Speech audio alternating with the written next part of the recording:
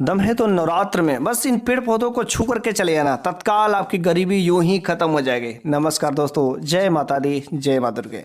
यदि आप माता दुर्गा के भक्त होंगे या माता दुर्गा से प्रेम करते हो तो कमेंट बॉक्स में जय माता दी, जय माँ दुर्गे जरूर लिखिएगा। वैसे पेड़ पौधों को एक देवी कहा जाता है, जिसे भीमा देवी के नाम से जाना जाता है। और ऐसे कई सारे वृक्ष होते हैं जो देव वृक्ष कहलाए जाते हैं, क्योंकि इस वृक्षों में देवताओं के अंश पाए जाते हैं। अगर नवरात्र में खास तरीके से इन पेड़ पौधों को अगर छू करके चले जाते हैं तो आपके जीवन के सारे दोष यूं ही खत्म हो जाते हैं। चाहे गरीबी से झेल रहे हो, चाहे कोई समस्या हो, बीमारी से पीड़ित हो, कैसी भी दुख दर्द हो, यूं ही इस बस पेड़ को छूने मात्र से खत्म हो जाएगा। और खास तरीके से नवरात्रि के इस पावन पर्व में ये जो देव वृक्ष कहे गए, इसे आप हल्का मत लीजिएगा।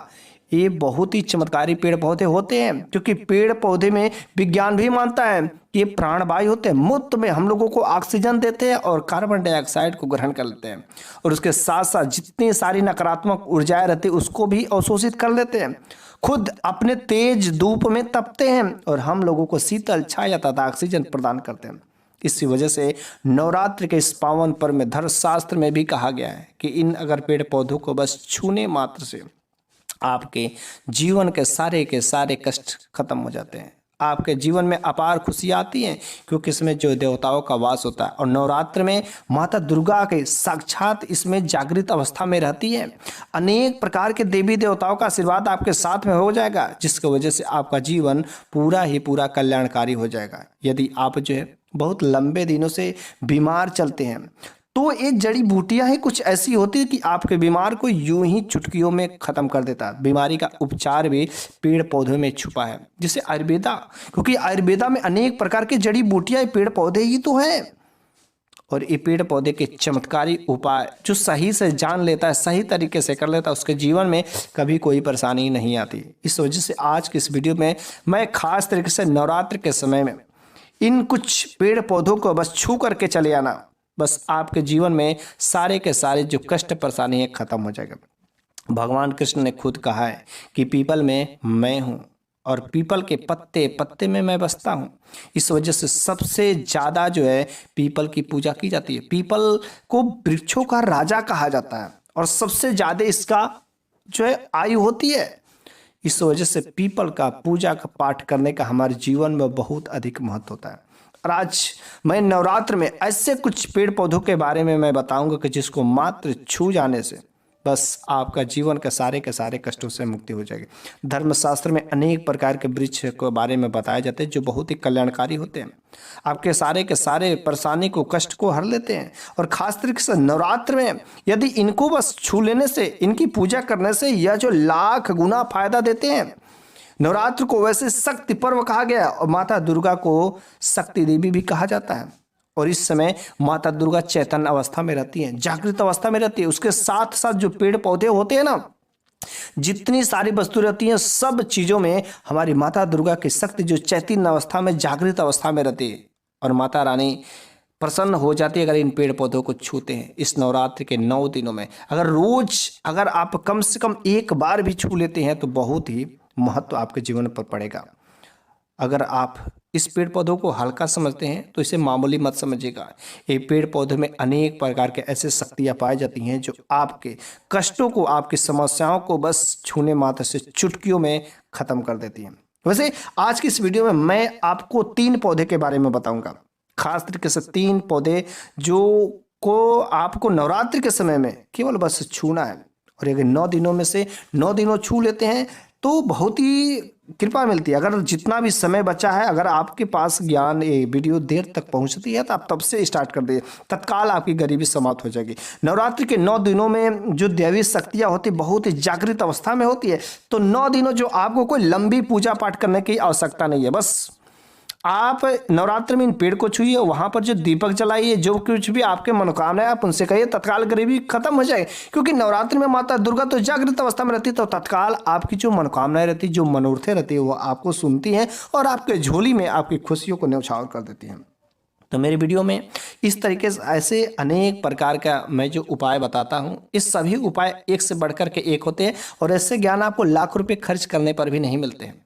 इसलिए इस नवरात्रि में जो मैं आपके लिए वीडियो में दे रहा हूँ, जिन वृक्षों के बारे में बताऊंगा, वह वृक्ष आपके घर के आसपास कहीं ना कहीं होंगे और बहुत ही सिंपल से सरलता से वृक्ष मिल जाते हैं। लेकिन ज्ञान के अभाव में हम लोग उसका महत्व नहीं समझते, पता ही नहीं रहता कि इसमें इतना अच्छा जो है, इतना जबरदस्त दैवी शक्तियाँ पाई जाती है ताकि आपके जीवन में अनेक प्रकार के सकारात्मक बदलाव कर देते हैं।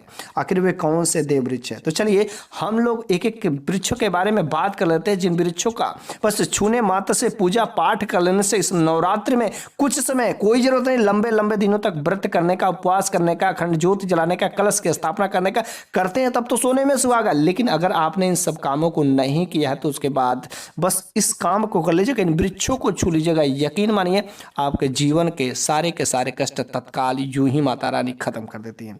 तो अब पहला जो वृक्ष है ना, वह है बेल वृक्ष। जी हाँ, आपने सही सुना, बेल वृक्ष। जैसे बेल का जो वृक्ष होता है, बेल का पत्ता हो जाता है, भोले बाबा को, भगवान शिव को चढ़ाया जाता है सावन के महीने में। लेकिन इस नवरात्रि पर्व में भी बेल का वृक्ष का अति महत्व होता है। बेल का वृक्ष जो ऐसा माना जाता है, वेद पुराणों में भी मिलता है कि माता पार्वती के पसीने से उत्पन्न हुआ है। स्कंद पुराण में दुर्गा का स्वरूप कहा गया है। और बेल वृक्ष जो माता पार्वती के पसीने से उत्पन्न हुआ, इसके डाली में जो है माता पार्वती का वास होता है, जड़ में ब्रह्मा जी का, तने में भगवान विष्णु का, तथा बाकी सारे जगहों पर भोले बाबा खुद निवास करते हैं। लेकिन इस नवरात्रि पर्व में संध्या काल में अगर इस बेल वृक्ष के नीचे अगर आप घी का दीपक जला देते हैं तो आपको धनवान बनने से कोई नहीं रोक सकता।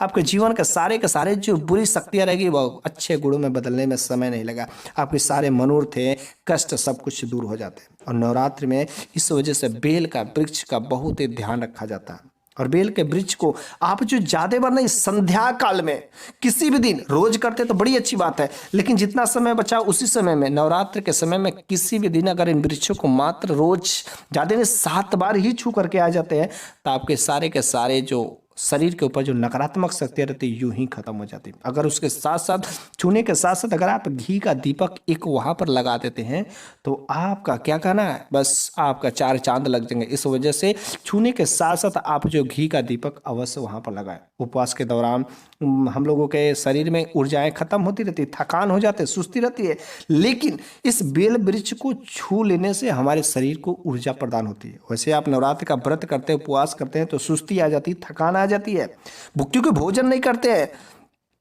इस पूजा पाठ करने के दौरान आपको आध्यात्मिक ऊर्जा तो मिलती ही मिलती है, लेकिन जो शारीरिक ऊर्जा चाहिए, जो चलने के लिए, बोलने के लिए, कुछ काम करने के लिए, वो चीज़ें समाप्त होती जाती है। तो बस बेल वृक्षों को छू लेने से इस प्रकार की शारीरिक ऊर्जा हमें मिलना शुरू हो जाती है। और संत महात्मा जो बहुत लंबे लंबे दिनों तक तपस्या करते थे, इन बेल वृक्ष के पत्तों को खा करके कई सारे सिद्धियाँ प्राप्त कर लेते हैं। और इस नवरात्रि में यदि आपके साथ भी कुछ ऐसा वैसा सिद्धियाँ प्राप्त करना हो तो आप इनके पत्तों को खा करके किसी मंत्र का उच्चारण करिएगा, यकीन मानिए बहुत ही जल्दी वह मंत्र सिद्ध हो जाता है। और आपका अगर कोई काम भी सिद्ध नहीं हो रहा तो वह काम भी सिद्ध मतलब उस कार्य में आपको सफलता मिलेगी ही मिलेगी।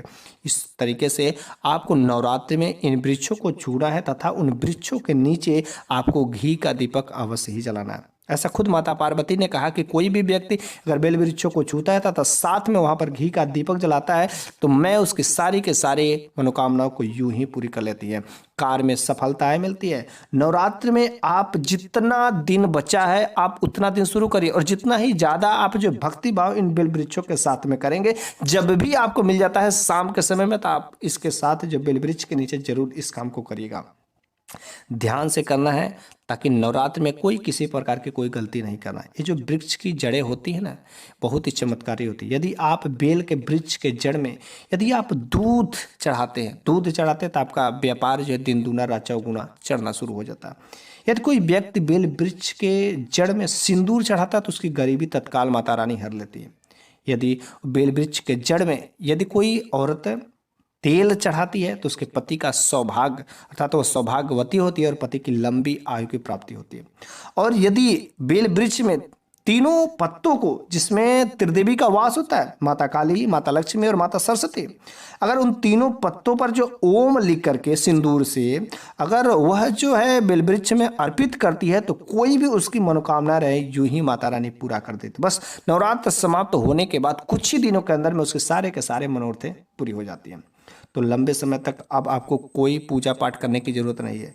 बस कुछ समय संध्या काल में आपको नवरात्रि में खास तरीके से बेल वृक्ष के जड़ में जाकर के आप इस उन उपायों को जरूर कर लीजिएगा। वैसे मैं कई सारे उपाय बता रहा हूँ, जो उपाय आपको समझ आए उन उपायों को जरूर कर लीजिएगा। आज का वीडियो आपको थोड़ा सा लंबा जरूर होगा, हो सके 18 मिनट का भी हो सकता है, 20 मिनट का भी हो, लेकिन आपको इन उपायों को जरूर करना है यदि आप अपने जीवन में उन्नति चाहते हैं, जीवन में तरक्की करना चाहते हैं। एक और उपाय आप कर सकते हैं कि नवरात्रि में जो बेल वृक्ष का जड़ होता है, उस बेल वृक्ष के जड़ के नीचे जाकर के आपको एक तांबे का रिंग लेकर के, क्योंकि तांबे जो है मंगल का प्रतीक माना जाता है, ठीक है। तो आप तांबे का रिंग लेकर के उसके जड़ के वृक्ष में थोड़ा सा मिट्टी हटाकर उसमें पूरा दबा देते हैं। दबाने के बाद जब नवरात्रि समाप्त हो जाती है, नवरात्रि समाप्त के बाद उस रिंग को लेकर के यदि आप पहन लेते हैं तो आपके ऊपर जो मंगल दोष लगा हुआ था तो मंगल दोष समाप्त हो जाते हैं, ठीक है, क्योंकि तांबा जो है मंगल का कारक माना जाता है। और बेल वृक्ष में जो जागृत शक्तियां रहती है वह शक्तियां जो उस तांबे के रिंग में जो है समाहित हो जाती है और आपके साथ में सकारात्मक शक्तियों का संचार जो चलने लगता है और आपके शरीर से जो नकारात्मक शक्तियां रहती है छूमंतर हो जाएगी।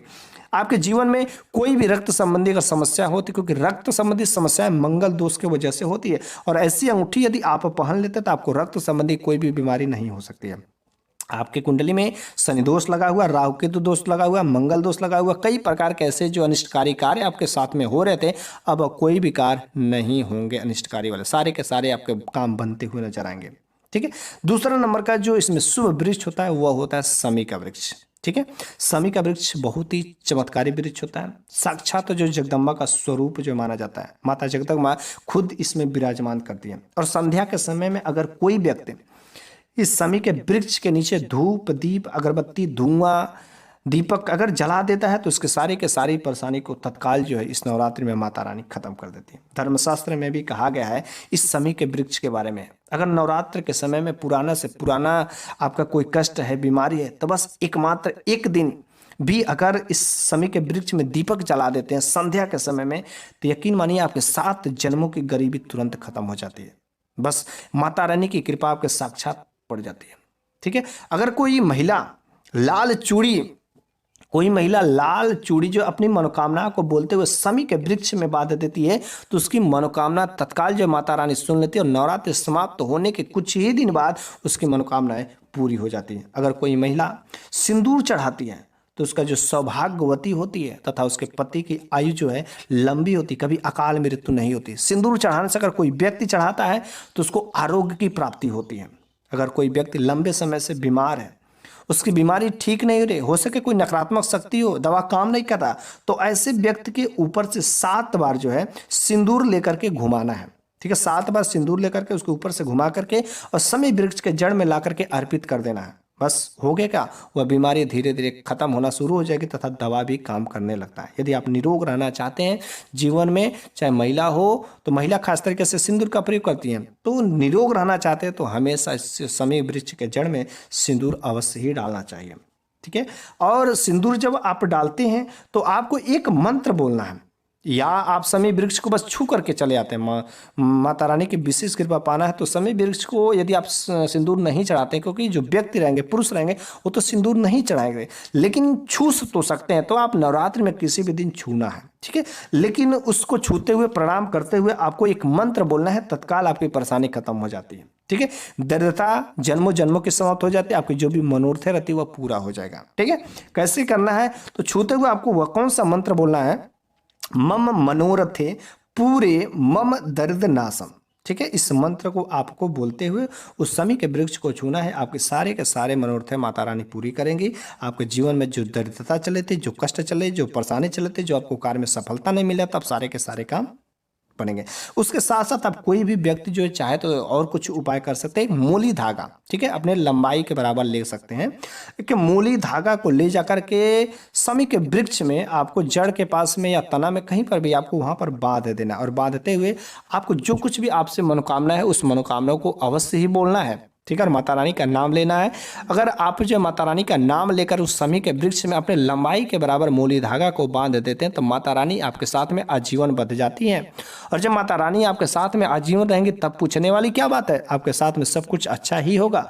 बस इस उपाय को आप हो सके तो जरूर ही कर लीजिएगा इस नवरात्रि में। इसके साथ साथ यदि आपके जीवन में अनेक प्रकार के कष्ट रहते हैं, जो ऐसा होता है कि दूर ही नहीं होता है, आपके जो भाग्य साथ नहीं देते हैं, भाग्य उदय नहीं होता, फूटी किस्मत हो गई, किस्मत जो ऐसा लगता है कि चमकेगा ही नहीं, माता लक्ष्मी नाराज हो गई है, तो बस आपको करना का बहुत ही सिंपल सा सरल उपाय है। इसके लिए आपका भाग्य साथ देने लगेगा, आपका जो दुर्भाग्य साथ छोड़ करके भाग जाएगा, आपके जीवन की गरीबी यूं ही खत्म हो जाएगी, रातों रात करोड़पति भी बन सकते हैं। करना क्या है, समी के वृक्ष के नीचे से आपको थोड़ी सी जड़ की मिट्टी उठाना है। ठीक है, यदि आप उपवास नहीं करते कोई बात नहीं, आप इस उपाय को कर लीजिएगा। ठीक है, स्नान करने के समय इस उपाय को करना है। ठीक है, तो जड़ की मिट्टी को ला करके ओके, ये जिस पानी में आप नहाते हैं उस मिट्टी को उस पानी में थोड़ा सा मिला देना और उस पानी से स्नान कर देना। अगर पूरे नवरात्रि में अगर आप इस उपाय को कर लेते हैं तो समझ जाइएगा आपके जन्मों जन्मों की गरीबी, आपके जो कुंडली में दोष चल रहे थे, जो शारीरिक पीड़ा चल रहे थे, आपके साथ में जो नकारात्मक शक्तियाँ वास कर गई थी, सारे के सारे दुख दर्द यूं ही माता रानी हर लेती। ये नवरात्र में पेड़ पौधे इतने चमत्कारी होते, इतने गुणवान होते कि जिसका हम कल्पना भी नहीं कर सकते। वैज्ञानिक भी हैरान रहते इन उपायों को देख करके, इतने सारे फायदे देख करके। आखिर कोई तंत्र मंत्र क्या चीजें होती है कुछ समझ नहीं आता, वैज्ञानिक भी परेशान। इस वजह से इन पेड़ पौधों में जो अचूक शक्तियां पाई जाती, एक बार इन उपायों को जरूर करिएगा। वैसे अब तीसरा नंबर का जो वृक्ष है वह है परिजात का वृक्ष, इसे भी देव वृक्ष कहा जाता है। और यह परिजात का वृक्ष जो समुद्र मंथन के दौरान उत्पन्न हुआ था, जिसे देवराज इंद्र के नंदन बंद में जो इसे स्थापित किया था, और भगवान कृष्ण ने इस वृक्ष को, परिजात के वृक्ष को मानव जन कल्याण के लिए धरती लोक पर जो है लाया था। वैसे परिजात का वृक्ष जो लक्ष्मी का स्वरूप पाया जाता है, क्योंकि परिजात का वृक्ष भी समुद्र मंथन के दौरान उत्पन्न हुआ और माता लक्ष्मी भी समुद्र मंथन के दौरान ही उत्पन्न होती है। इस वजह से परिजात का वृक्ष जो माता लक्ष्मी की बहन कही जाती है। यदि आपके जीवन में, आपके शरीर में ज़्यादा थकान हो जाते, पीड़ा हो जाते हैं व्रत करने के दौरान में, तो आप जो परिजात के वृक्ष को शाम के समय में अवश्य ही छू करके आना चाहिए।